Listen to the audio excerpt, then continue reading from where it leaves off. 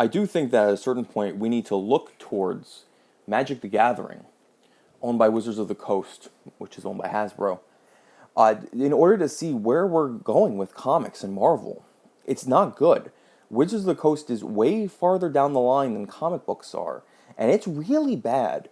Wizards of the Coast owns Magic the Gathering, and their company has been completely infiltrated by these Pacific Northwest leftist, anarcho-communist activists. They've taken over the company and reborn it. They've recreated it in their image. The way they've done this has ranged from censorship of players to the banning of players. They've banned entire stores.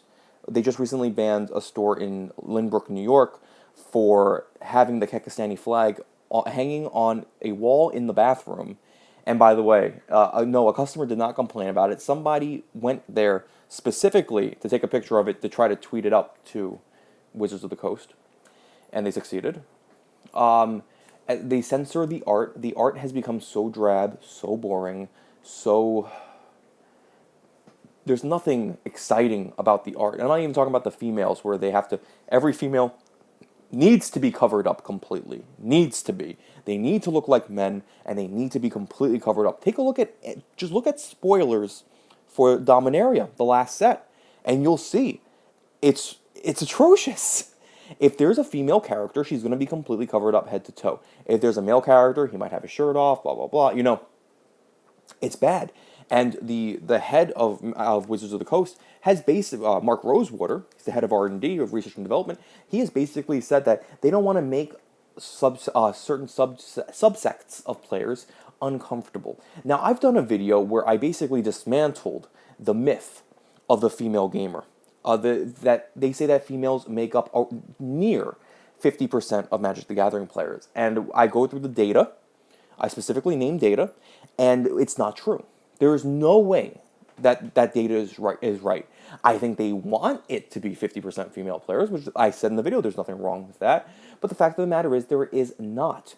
Even liberal estimates of women at Pro Tours playing the game still ranges under 10%.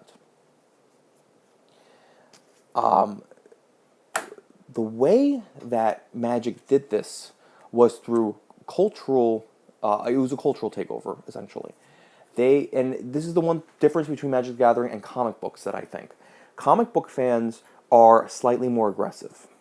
When something bothers us, we are more likely to fight back against it. Magic the Gathering tends to attract a very, very interesting demographic. However, that demographic of player tends to be very passive. It's a lot of people who are considered outsiders, are considered loners, and they want to feel like they're somewhere where they fit in. And so they play Magic the Gathering because you're on equal footing with each other. You are judged on your deck building skills and your playing skills. That's it. And this subsection of people tends to be very passive. And that's kind of what I see has happened. And nobody wants to stand up to the big bad wolf because they don't want to be thrown out of the group that they're finally a part of.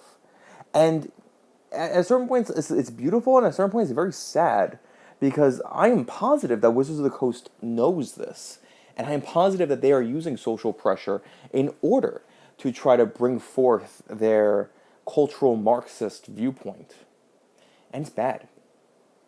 One of the other big things that I wanted to talk about was that Wizards of the Coast is blockbotting people on Twitter.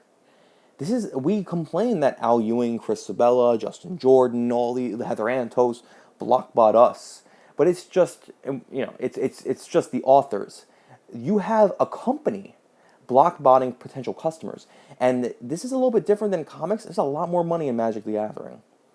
I spend about $40 a week on comics, and from what I see online, I'm on the higher side of weekly comic book buyers. I used to spend a shit ton more money on Magic the Gathering. I'm not even gonna lie. I used to spend a ton of money. There were paychecks devoted to Magic the Gathering. We're talking about people who spend a standard deck average cost is about $550, $600.